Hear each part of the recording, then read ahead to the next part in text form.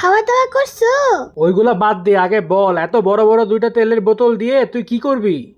বাবা, আমিও বুঝতেছি না, ও কি এই তেল কারো মাথায় দিবে নাকি কারো মাথা এই তেলের মধ্যে ভাজবে? আরে আমি বলতেছি শোনো, আমার পরীক্ষার রেজাল্ট দিছে বুঝছো, আর আমি এইবারও ইংলিশে ফেল করছি। তাই আমি এই দুইটা বড় বড় তেলের বোতল নিয়ে আসছি, কারণ আমি শুনছিলাম যদি কাউরে দিয়ে কোনো কাজ করাইতে হয় তারে তেল মারতে হবে।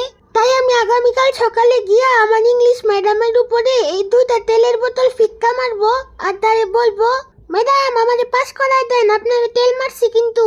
তুই এই বড় বড় দুইটা তেলের বোতল কি করবি আবার বল? বললাম তো তার মাথার উপরে ফিক্কা মারবো।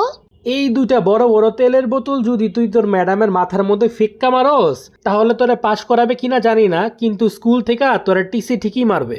টিস্যু দিয়ে আমি কি করব? আমার তো ঠান্ডা লাগে নাই। টিস্যু না, টিসি। টিসি মানে হইতেছে তোরে স্কুল থেকে বের করে দিবে। ওয়াও, তাহলে তো ভালোই হয়। তারপর আমার হাতে একটা চটকনা খাইলে কেমন হয়? বুঝলাম না, তেল মারলে তো মানুষ খুশি হয়, আমার উল্টা টিস্যু দিবে কেন? আরে বলদ, তেল মারা মানে হইতেছে এমন কিছু করা অথবা বলা যাতে কইরা অন্যজন খুশি হয়। তেল মারা মানে মানুষের মাথার উপরে 5 লিটারের একটা তেলের বোতল ফিক্কা মারা না, বুঝছস?